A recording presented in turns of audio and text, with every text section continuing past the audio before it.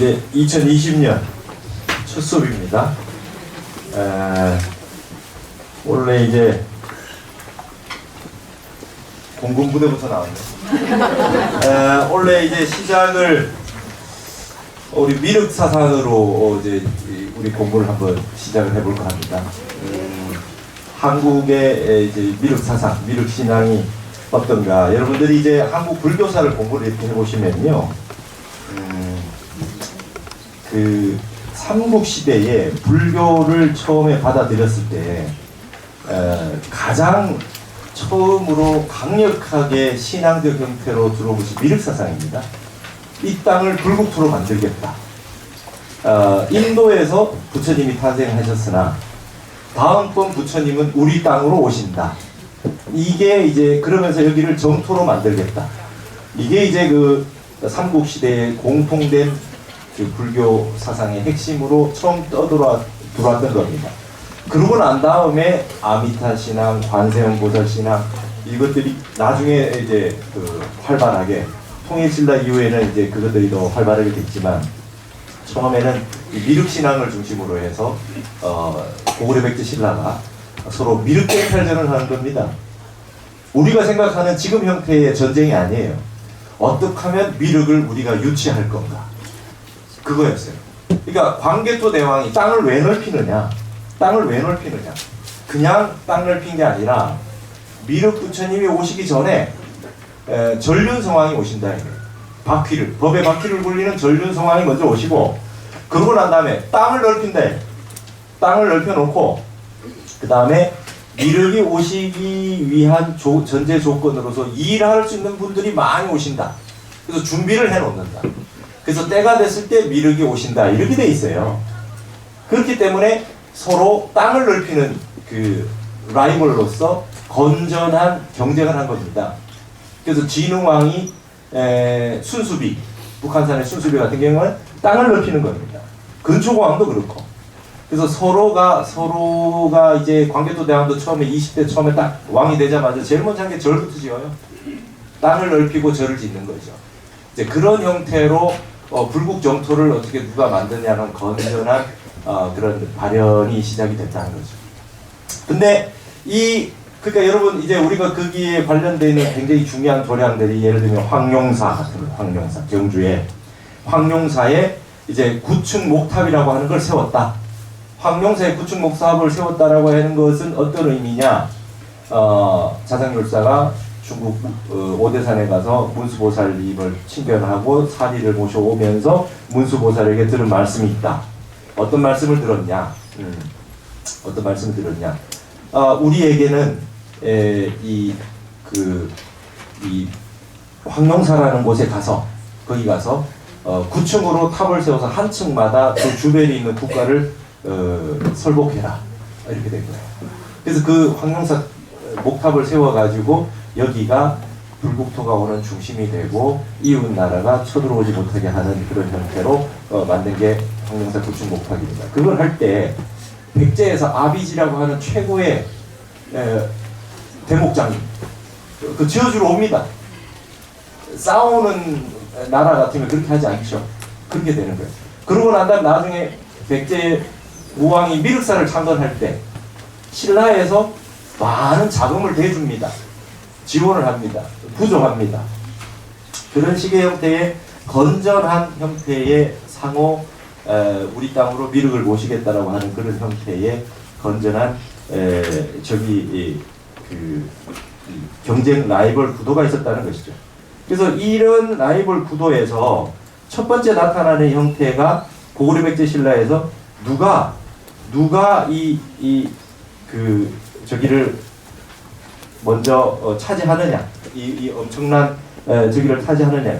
그러니까 여러분, 이제 우리가 알고 있는 이 금동미륵 보살 방가사유상 같은 국보 83호에 국립중앙박물관에 가시면 보실 수 있죠. 네. 이게 지금 국립중앙박물관에 가시면 볼 수가 있단 말이죠.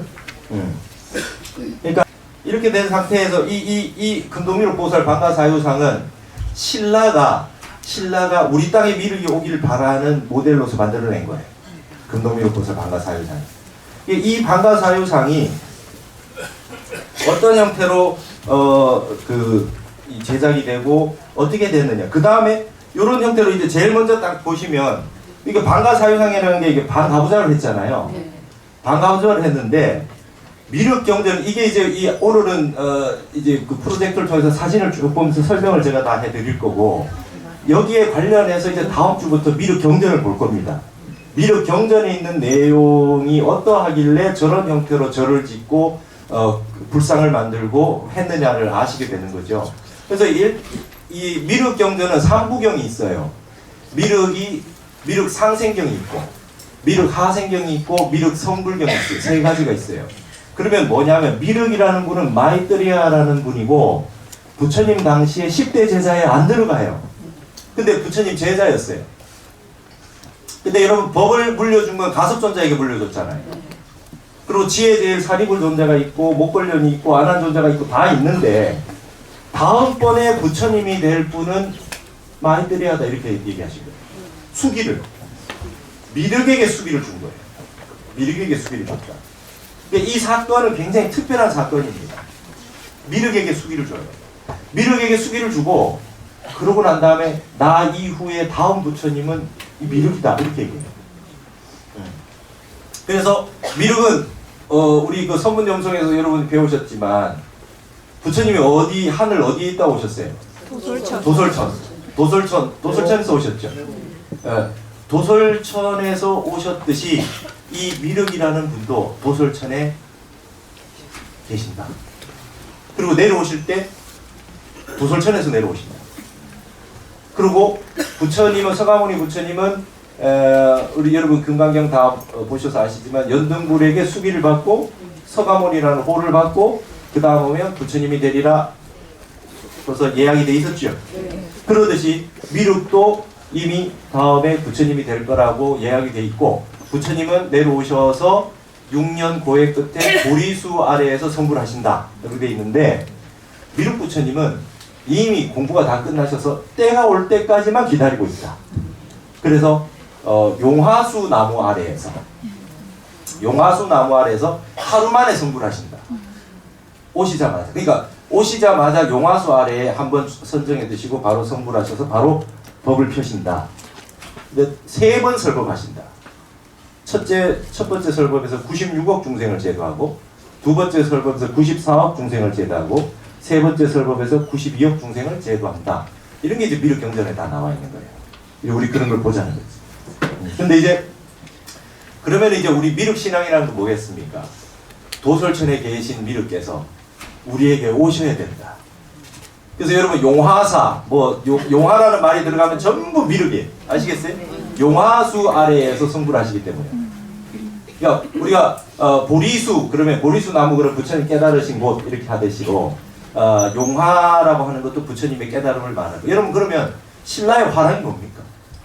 화랑이 전쟁하기 위한 육군사관학교 천만의 말씀. 용화낭도예요.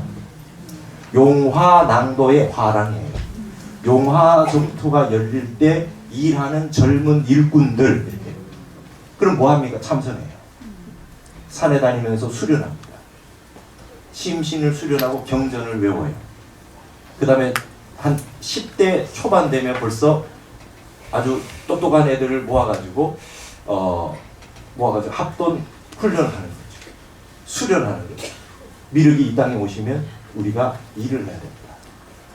그러니까 근대 육군사관학교라고 하는 걸 화랑대, 화랑도 이런 거를 띄우면서 우리 육군사관학교를 화랑도의 정신으로 무장하자는 뜻이지 화랑이 원래 전쟁하기 위한 조직이 아니었던 겁니다. 수련단체고 여러분 한 10대 초반부터 말이죠. 딱 모아가지고 참선시키고 수련시키고 경전 다 외우게 하고 산에 다니면서 좋은 곳을 다니면서 수련을 하는 그런 국가단체가 있다고 생각해봐요. 아주 대단하죠. 그렇게 신라가 키운 겁니다. 근데 이게 미륵이 그러면 언제 오시냐? 엄청 뒤에 오신다. 경전에 나와 있습니다. 56억 7천만 년 뒤에. 이게 그냥 한참 뒤에 이런 뜻인데, 근데 그것도 이제 나중에 계산법을 말씀드릴게요. 근데 오시기 전에는 도솔천에 계시고 내려오시면 이제 우리에게 오시는데 미륵 경전이요. 미륵 경전이 여러분 변상도라든지 우리 경전의 내용을 그대로 벽화라든지 탱화라든지 이렇게 그려놓는 거 아시죠? 네. 그림이 있죠. 근데 이게 우리나라 이게 지금 방가자상, 방가사유상이라고 이렇게 방가사유상이라고 하는 이 방가자상이 미륵불이 아니라 미륵보살이에요. 아직까지 부처가 되기 전에 그런 모습인데 우리나라에는 전부 이 방가자상이 있단 말이죠. 근데 중국에 가면 저기 교각자상이 있어요. 이렇게 다리를 꼬고 앉은 거. 왼쪽에 거예요. 교각자상이 있죠. 우리나라 저런 거 보셨어요? 못 봤죠? 이게 돈항에 막고을에 보면요 미륵동이 있어요. 이 미륵 경전 가지고 미륵 상생경 가지고 동굴 하나 만들어 놓고 미륵 하생경 가지고 동굴 만들어 놓고 이래놨는데 상생한 미륵보살은 다 교각자상으로 되어 있단 말이에요. 하생한 미륵보살은 다 방가자상으로 되어 있어요. 그럼 우리나라는 교각자상이 없다는 얘기 뭡니까? 우리나라는 미륵 하생신앙이 더 강하다는 거예요. 자, 미륵 상생신앙은 뭡니까? 십선법을 닦아서 열심히 선행을 하고 수행을 닦아서 죽고 나면 어디 갑니까? 도솔천 가자. 도솔천에 가서 거기 가시면 미륵이 계시니까 거기에 법문 들으러 가자. 극락 갈래? 도솔천 내원궁 선방에 갈래? 그러면 공부하신 분들은 다 도솔천 내원궁 선방 간다고요. 그렇게 얘기한다 이거예요. 그러니까 여러분 그 선운사 가시면 도솔암이라는 거 있죠. 네. 도솔암의 거기가 도솔천이라는 뜻이죠. 그리고 그 마애불이 미륵불이 되시죠. 그래서 도솔춘 그게 뭐라고 해요? 내원궁 이렇게 있잖아요. 도솔춘이 외원이 있고 내원이 있어요. 그래서 내원사 이런 절 이름도 많죠. 그러니까 도솔천 내원궁에 선방이 있는데 공부를 잘한 분들이 거기에 방부를 들여가지고 입시에 합격을 해야 들어가는 거예요. 그게. 그건 선불장이야. 그래서 가면 이제 어떻게 돼? 딱 올라갔는데 왜 미륵불이 이제 설법을 듣는 거지. 거기서 선방이 있는 거예요. 얼마나 좋겠어요. 얼마나 좋은 신앙입니까? 내가 죽고 나서 미륵이 계신 곳으로 가겠다는 거예요. 이 땅에 안 오신다면. 그러면 오신다는 신앙은 이번에 안 오면 어떡하라고? 우리가 올라가자. 근데 미륵 성불경은요. 미륵이 성불하는 모든 과정에 대해서 다 설명을 해놓은 겁니다. 근데 여러분 중요하신 게 뭐냐면 자 그럼 가섭존자는 왜 법을 전했습니까? 가섭존자 왜 법을 전했습니까? 미륵이 다음에 부처인데 서가모니 부처님은 열반에 드시면 인멸하신다. 미륵이 오시게 됐을 때 삼해설법한테 법문하러 오셨을 때 누가 증명해 주냐? 증명법사가 누가 돼주냐? 가섭존자. 그러면 그걸 증명을 뭘로 하냐? 마하파자파 때 이모가 이모님이 부처님을 길렀죠. 어머니 마야 부인은 7일 만에 돌아가시고 그 이모가 스님이 됐죠. 그래서 금누가사, 금난가사를 제작해서 부처님에게 공양을 올렸더니 비구니가 되셔서 그 가사를 가섭존자에게 전해주면서 이 가사를 전해서 의발을 전수한다 그러죠. 바로와 가사를 전하는 게 뭡니까? 그걸 전해서 누구에게? 미륵이 왔을 때 입혀주라는 거예요. 이게 미륵 경전이 있어요. 그러면 가섭존자는 윤회해야 안 해요? 윤회해야지. 미륵이 오셨을 때 같이 옆에 있어야 되는데 부처님이 안 계시니까 가섭존자가 대신하는 거예요. 근데 가섭존자가 그때 막 돌아가신 순간이면 어떻게 돼요? 안 계시면 가섭과 동일한 안목을 갖춘 다른 사람이 법제자가 한 명 또 있어야 돼요. 맞죠? 아난존자한테 물러줬잖아요. 그럼 이제 예를 들면 미륵이 왔을 때 가섭이든 아니면 가섭과 동일한 안목을 갖춘 도인이 한 명 있어가지고 그 일을 해야 돼요. 그렇기 때문에 반드시 세상에 한 명은 눈뜬 도인이 있어야 되는 거예요. 그게 선종이에요. 그게 선종이에요. 미륵을 알아봐야 돼요. 저분이 미륵이다 아니다를 알아야 돼요. 그럼 가섭존자 바빠요. 그죠? 오면 이번 생에 미륵이 오실 수 있나? 올 수 있나? 미륵은 어디 계신가? 그럼 알아봐야 돼요. 그럼 미륵은 도솔천에만 계실까? 저의 추측상 한 번씩 오신다. 이번에는 한번 내가 등극할 때가 됐나 오시겠죠. 왔다가 안 되면 그냥 가신다. 근데 내가 미륵이란 말을 하시겠어요? 안 한다. 그러니까 여러분 그 포대 화상 같은 경우 미륵이 훨씬 일하잖아요. 오는 거예요. 와서 자기도 일하고 가죠. 불국정토를 만들기 위해서 일하러 갑니다. 그럼 가섭존자도 오겠죠. 안한존자도 올 겁니다. 다 옵니다. 와서 내가 가섭이다, 안한이다, 미륵이다 말 안 하고 열심히 일을 하다가 자기들끼리만 알아보죠. 왔어, 여기 있었어, 이러고 가겠지. 근데 이번에도 안 될 것 같지? 그래, 어려울 것 같아. 근데 너 가사는 어딘지 아냐? 가사는 어딘지 아냐? 그쵸? 가사 어딘가 있어야 돼. 그리고 그게 어딘지 알아야 돼. 가섭존자는 그걸 찾아서 알아야 돼요. 이 모티브가 말이죠, 여러분. 반지의 제왕 모든 봄을 찾아가는 모든 모티브는 이 모티브예요. 맞죠? 어딘가 엄청난 물건이 있는데 그게 어디 있는지 알아야 돼. 근데 딴 사람이 가져가면 안 돼. 그럼 가섭이 가지고 있어야 돼. 맞죠? 그럼 죽을 때 가져갈 수가 있나? 어디 숨겨놓고 갔다가 선정에 들어서 보고 그 다음 생에 와서 딱 보고 신통이 있어서 알고 어디 있는지 알아야 돼. 그러면 여러분 이게 어디 땅에 묻어놓은 것보다 제일 편한 게 뭐예요? 박물관에 있는 게 제일 편해요. 맞죠? 네. 그래서 통도사의 자장율사가 가사를 하나 받아왔죠. 모르세요? 금난가사가 통도사에 있어요. 있잖아요. 가섭존자 와서 박물관에 있나 없나 확인만 하면 되지 뭘 그 땅에 묻어놓고 팠다가 할 필요 뭐가 있겠어요. 자, 이런 역사가 우리 한국의 역사예요. 한국이 미륵이 얼마나 강한 신앙이 있느냐. 여기에서 우리 한국은 교각자상이 없다. 전부 방가자상이다. 방가자상이라는 건 우리 땅에 미륵이 온다. 그 뜻입니다. 아시겠죠? 그래서 이 방가자상이 여러분 저기 도남 막고골에 있는 그 미륵하고 우리나라 미륵하고 비교를 해보세요. 클래스가 달라요. 얘들은 커요. 가면 넓어. 엄청 많아. 우리는 딱 하나로 경기 끝내는 거예요. 중국의 인도의 여러분 아잔타 석굴, 에롤라 석굴, 중국의 도낭 석굴, 운강 석굴 엄청나게 넓고 큰 석굴들이 있어도 딱 석굴암의 그 완벽한 조형미를 구현해내는 곳은 없어요. 가장 완벽하게 아름다운 건 우리 한국에 들어와서 가장 완벽해요. 도자기 구워봐야 고려청자만한 게 없고 탱화 그려봐야 고려 불화만한 게 없고 불상 만들어봐야 우리 불상만한 게 없어요. 그래서 이런 형태의 한국이 완성시키는 곳이다 이 말이에요. 그래서 미륵 사상을 모르면 한국 불교를 알 수 없다. 알 수 없다. 그 다음에 이게 여러분 동국대 100주년 때 모토였어요. 동국대 100주년 때.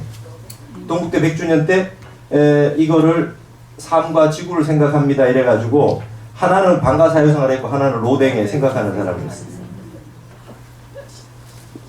얘는 생각을 하고 있지만 이거 사유라고 하는 건 선정입니다. 선정. 생각이 끊어진 세계.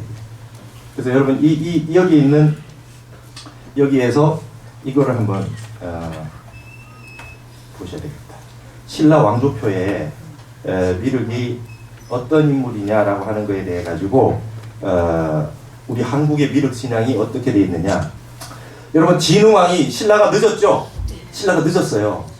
불교 받아들이는 게 늦었어요. 법흥왕 이후로 진흥왕이 아들을 낳는데 전부 전륜성왕의 이름으로 짓습니다. 동륜태자, 금륜태자 뭐 이런 식으로. 금륜태자, 동륜태자, 천륜태자 막 이렇게 이름을 막 지어놓고 25대 왕이 진지왕이 돼요. 진지왕이 금륜태자였어요. 근데 이분이 왕위를 저쪽으로 진평왕으로 넘겨줘요. 26대 그죠? 동륜태자의 아들. 진평왕 여러분 부처님 어머니 이름이 마야부인이고 아버지 이름이 정반왕이죠. 네. 정반, 백반, 국반 이렇잖아요. 부처님 형제, 아버지 형제가 백반, 국반 이름 다 시켜요. 백반, 국반으로 이게 전륜태자가 오셨으니까 그 다음에는 부처님의 아버지가 오시고 부인을 맞아들이는데 마야부인이라고 한 거예요. 미실 보셨잖아. 마야부인 나오잖아요. 자 저기 정반왕 마야부인의 그 다음에는 누굽니까? 부처님 세대가 와야 돼 여기 그죠? 석가모니 부려 본본 세대니까 여기 부처님 오셔야 되죠. 근데 석가모니 부처님은 인멸하셨어. 그러면 누가 와요? 미륵이 오래요. 미륵이 와야 되는데 누가 왔어요? 딸만 셋이 왔어. 선덕여왕, 천면부인, 선화공주. 그래서 여러분 여왕이 탄생한 겁니다. 여자라고 왕위에 오르지 못한다가 통용되지 않아. 왜? 미륵의 화신으로 오셨기 때문에. 그래서 선덕여왕 천명부인 선화공주가 굉장히 똑똑하셨다 이거예요. 그래가지고 선덕여왕이 덕만이에요. 덕만. 그죠? 덕만. 그 다음에 여기 뒤에 나오는 게 진덕여왕이 승만이에요. 이거 승만경 공부하셨잖아요. 그죠? 그래서 이 덕만, 승만 이게 전부 불교 용어 아닙니까? 근데 이 덕만이라고 하는 선덕여왕이 굉장히 총명했다. 그래서 아까 보셨던 금동미륵보살 방가사유상 83호는 선덕여왕을 모델로 한 거다. 이게 간송박물관의 최화수 선생의 설이죠. 여성적이잖아. 신라의 미륵은 여성적인 형태로 모아놓고 미륵의 화랑이 거기에 진흥왕이 만들어놔서 쭉 이어지고 오는 이 화랑 제도라고 하는 것은 한 분을, 이 왕족불이죠. 왜냐하면 여러분 부처님이 왕국에 태어나셨잖아요. 왕자로 오셨잖아요. 그러니까 우리도 왕자로 미륵이 오신다고 생각하셨어요. 그래서 왕족불 사상이라 그래요. 왕이 그대로 이 부처님이 된다. 그래서 우리가 석시다. 우리가 석시다 이렇게. 그런 식으로 이제 이렇게 설명하게 되는 형태가 됐어요. 근데 이게 일본의 말이죠. 아까 그 방가사유상과 똑같은 모양으로 만들어 놓은 게 일본의 말이죠. 이게 어디냐면 일본 교토 광룡사에 목조 보관미륵 방가상이라고 하는 일본 국보 1호가 저건데, 저건 나무로 돼 있어요. 여러분 청동불하고 금동불하고 나무 목불하고 차이가 어때요? 목불이 위대한 거예요. 아직까지 안 타고 남아 있다는 거예요. 그렇죠? 목불은 없잖아요. 이거를 아스카 문명 때, 일본의 아스카 문명 때 쇼도쿠 체다라고 성덕태자라고 일본의 미륵의 화신이라는 애가 태어났어. 근데 얘가 왕위에 못 오르고 요절했어요. 대단한 친구였는데. 그래서 신라에서 진흥왕, 진평왕 때, 선덕여왕의 아버지 시대 때 부조로 이걸 보내줘요. 부조. 이것이 뭐냐면 일본 서기의 기록에도 돼 있고 다 돼 있어요. 그래서 일본 서기의 추고천왕 31년 623년에 성덕태자의 명복을 비는 조문사절 파견 때 일본으로 진평안에서 이 불상을 보내줬다라고 하는 일본 기록이 있는데, 여기에 일본의 광룡사에 있는 이게 일본 사람들은 그거는 아니다 이래요. 그건 아니다 이랬어. 일본은 이 절은 말이죠. 이 목불 하나를 지키기 위해서 절을 세운 거예요. 그러니까 일본은 우리가 뭐 하나 주면 그거 하나 가지고 이렇게 귀하게 간직을 하는데, 칼 야스퍼스라는 세계적인 실존 철학자가 있죠. 동양 문화의 정수라는 거예요. 그래서 일본 국보 1호입니다. 우리 저거 방가사유상하고 똑같이 생겼는데 우리가 저거는 아무래도 똑같잖아요. 네. 맞죠? 똑같아요. 금동불이랑 목불이랑 차이밖에 없어요. 그랬는데 일본 사람들은 굳이 우리가 준 게 아니다 이렇게 하다가 저걸 말이죠. 1960, 70년대 그 무렵에 일본에 수학여행 온 애가 이 손가락이 너무 예뻐가지고 건드리다가 이게 저거 똑 떨어진 거예요. 그래서 여러분 이렇게 된 손가락이 부러졌어요. 그래서 이왕 부러진 거 방사성 동위원소로 이 나무가 어떤 나무냐 보자. 봤더니 일본에 없는 나무, 봉화에서 나오는 춘향목. 우리나라가 금강송하고 춘향목을 이 소나무를 궁궐 짓거나 절절 때 쓰죠. 제일 좋은 소나무 아닙니까? 봉화 춘향목으로 판별이 났어요. 그래서 일본 사람들이 이걸 괜히 알아봤다. 야 니네 봐, 우리가 준 거 국보 1호 아니냐. 그러니까 일본 사람이 국보 번호 매기는 거는 별 의미가 없다 이렇게 얘기하고 그런 식으로 했던 그 역사가 있습니다. 그래서 이게 여러분이 선화공주하고 관련된, 그죠? 아까 미륵의 화신으로 누굽니까? 첫째 선덕여왕, 두 번째 천명부인, 그죠? 세 번째 딸이 선화공주인데, 이 선화공주를 자 지금 갑자기 미륵이 말이죠 신라에 오게 됐어. 이게 백제가 어떻게 돼요? 큰일 난 거지. 저기 미륵의 화신이 왔다는 거예요. 근데 선화라고 하는 게 미륵 선화하고 같은 이름이거든. 그래가지고 서동이라고 하는, 서라고 하는 거는 마입니다. 마.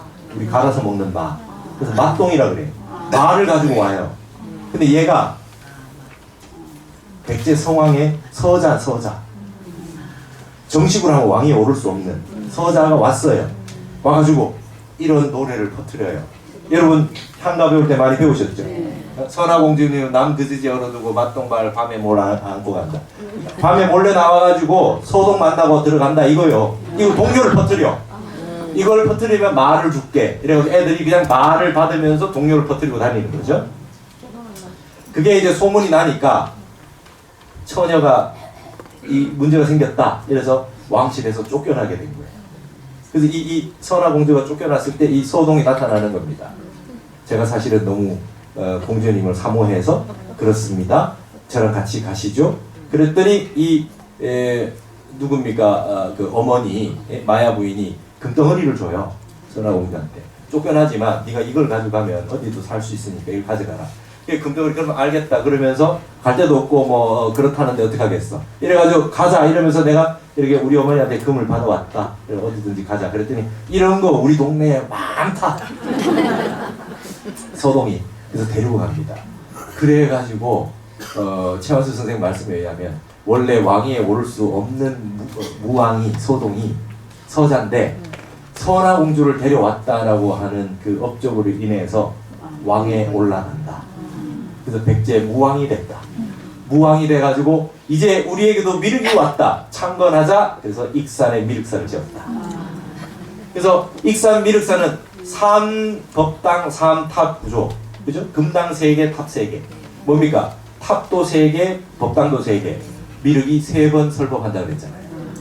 그래서 가운데는 목불이 있었고 양가 쪽에 석불이 있었는데 그 석불 하나는 완전히 없어지고 하나가 국보 11호가 저게 완전히 허물어질 지경에 있었는데 일제가 시멘트를 바른 거죠. 그때는 시멘트가 처음 나와가지고 막 아무데나 다 바르는 거지. 그냥 너무 좋은 거지. 막 발라놓으면 되니까. 그걸 다 해체해가지고 거의 20년 가까이 해가지고 이제 새로 문 열었죠.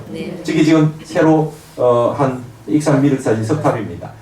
뒷부분에 허물어진 부분 뒷부분 이쪽에서만 찍으면 저렇게 완벽해 보이게 찍혀요. 그래서 이게 이제 익산 미륵사가 왜 그러냐면은 무왕이 선화공주가 예를 들면 영민하기 때문에 꿈을 꿨다 어디에 가보자 그럼 가요. 그게 가서 미륵을 만나요. 미륵불을 만난다고. 그래서 거기에다가 이렇게 짓게 된 것입니다. 그래서 이런 형태의 우리에게는 미륵에 관련된 상황적인 게 이렇게 있었다. 그래서 여기 보시면 자 지금 여기에 천명부인이라고 하는 진평왕의 둘째 딸 천명부인은 용수라고 하는 화랑과 결혼을 해요. 그래서 낳은 아들이 태종무열왕이에요. 그렇죠?